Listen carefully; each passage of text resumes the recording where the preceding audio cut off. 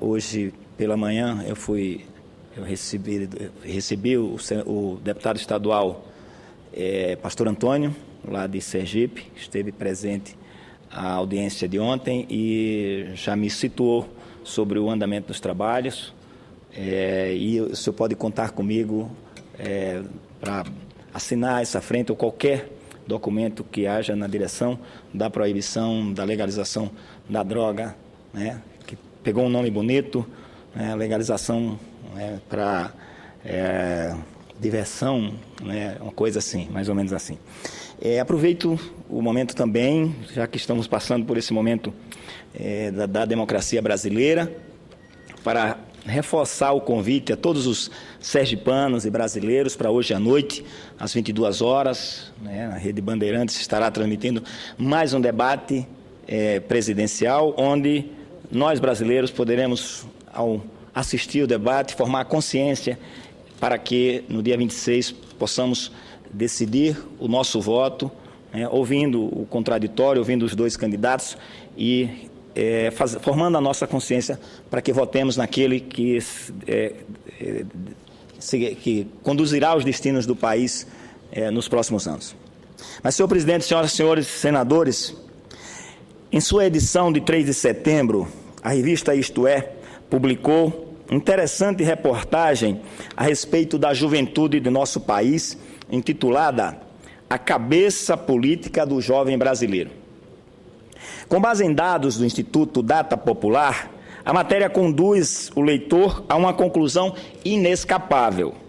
Se os jovens são o futuro do Brasil, o futuro já chegou. E veio sob a forma de demandas, de novas demandas, protestos intensos, descrédito generalizado na classe política e, em um aparente paradoxo, renovada fé no poder do voto e na importância da política. Quem são esses jovens? Estou falando, senhoras e senhores, de 45 milhões de eleitores. Trata-se de 1/3 do eleitorado alistado para as eleições que se realizarão no próximo dia 26.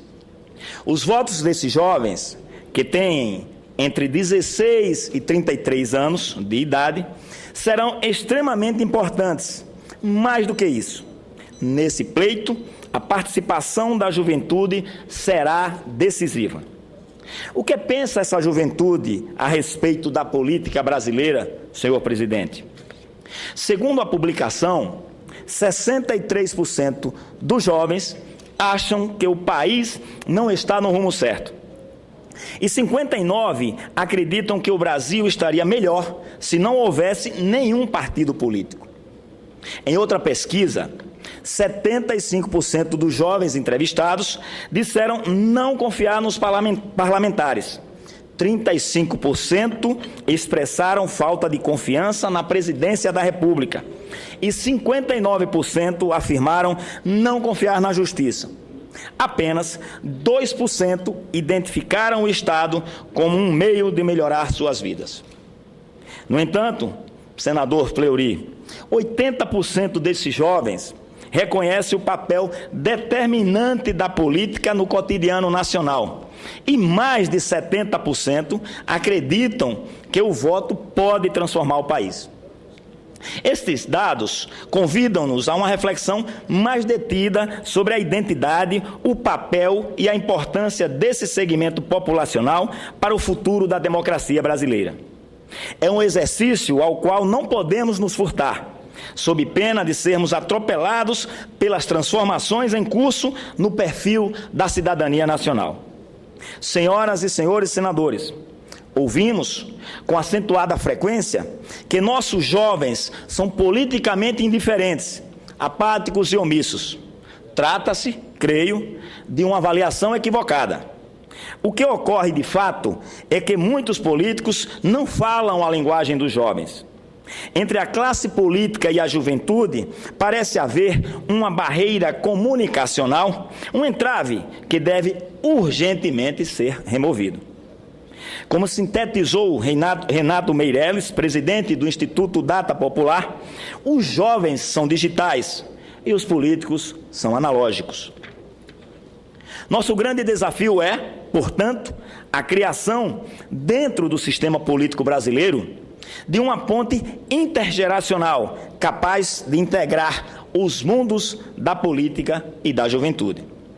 Não podemos permitir que a incredulidade juvenil sobre a classe política desprestigie a nossa democracia, que foi tão bravamente conquistada pelo nosso povo. É nosso dever, nesse sentido, decodificar demandas, identificar as expectativas e compreender o imaginário desses cerca de 50 milhões de jovens brasileiros. É verdade que demos, nos últimos anos, passos importantes nessa direção. A promulgação em 2010 da Emenda Constitucional 65, que reconheceu no mais alto nível os direitos dos jovens. A formação em 2011 da Frente Parlamentar Mista em Defesa da Juventude e a aprovação em 2013 do Estatuto da Juventude demonstram que estamos no caminho certo. Mas há muito ainda a ser feito. E, se as manifestações de junho do ano passado servem de indicação, devemos agir com urgência. Senhor presidente, a chamada geração digital, que nasceu integrada ao acesso fácil à informação e comunicação, cresceu e formou sua consciência sob condições e circunstâncias muito diferentes daquelas que marcaram a geração que a precedeu. As vitórias políticas, econômicas e sociais dessa geração, a redemocratização e a estabilidade econômica, criaram um ambiente diferente daquele no qual os mais antigos cresceram. Foi nesse novo ambiente, propício ao surgimento de novos anseios e renovados sonhos, que se formou a consciência política dos jovens que foram às ruas no ano passado e que, no próximo dia 26, comparecerão às urnas. Diversamente do que ocorreu em outros momentos de nossa história, hoje é difícil identificar líderes políticos que personifiquem as aspirações da geração digital. Além disso, o sistema político atual não oferece vias de debate sintonizadas com as práticas de comunicação dos jovens. Quem são os porta-vozes dessa juventude? Onde e como esses jovens trocam ideias acerca do seu futuro coletivo? A geração digital parece rejeitar as formas tradicionais de participação. Antipatiza também com o modo de organização vertical que caracteriza a política partidária. Em vez de filiar-se a uma entidade, como um partido ou um sindicato, o jovem prefere vincular-se a causas pontuais, a causas específicas. Ele se engaja, por exemplo, em projetos locais de cunho cultural, em ações ambientalistas e no ativismo online. A juventude trava seus debates políticos na internet, principalmente nas redes sociais. Os jovens conectados trazem as conversas digitais para dentro de suas casas e influenciam seus pais. No seio familiar, o fluxo de persuasão eleitoral está em transformação. Hoje em dia, senador Jorge Viana, há filhos que dizem aos pais em quem votar. A dinâmica das campanhas políticas foi, inclusive, alterada em decorrência dessa evolução, como comprovam os crescentes gastos em marketing digital. Até instituições de ensino estão se adaptando. A Fundação Getúlio Vargas, por exemplo, já oferece um curso chamado Gestão de Campanhas Políticas na Internet. Senhoras e senhores senadores, penso que a atualização de nosso sistema político, no sentido de aproximá-lo da juventude, não é, apesar das dificuldades de comunicação, incompatível com o incremento da participação dos jovens na política tradicional. São ações complementares. Precisamos de mais jovens vereadores e prefeitos. Precisamos, sim, de mais jovens deputados estaduais, deputados distritais, governadores e deputados federais. O cenário das eleições de 2014, contudo, não é dos mais promissores para a renovação geracional da política brasileira. Se analisarmos as estatísticas recentemente divulgadas pelo Tribunal Superior Eleitoral, percebemos que apenas 14% dos candidatos têm menos de 34 anos de idade. Notem a discrepância, senhoras e senhores.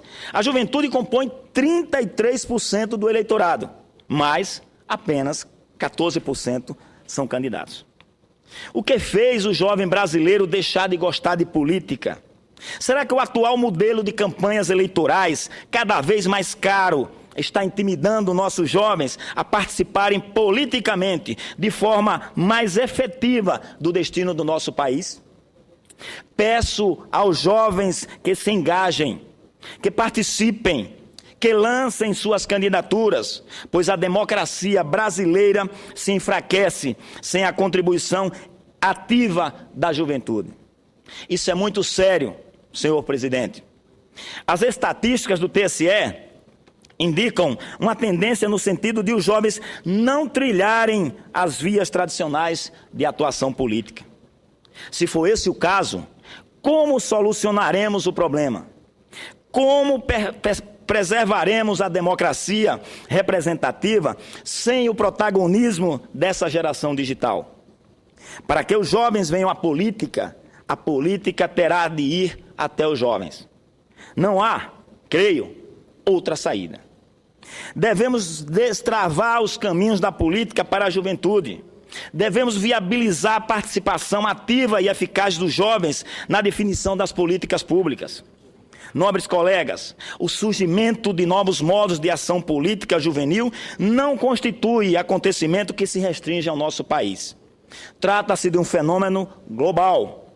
Basta recordar, por exemplo, a Primavera Árabe, o movimento Ocupem Wall Street, nos Estados Unidos, os indignados na Espanha e, mais recentemente, a mobilização dos jovens em Hong Kong, na China.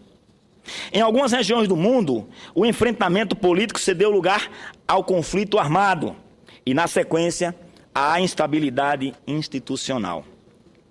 A possibilidade de um desfecho similar em terras brasileiras pode parecer, dada a nossa tradição pacífica, remota.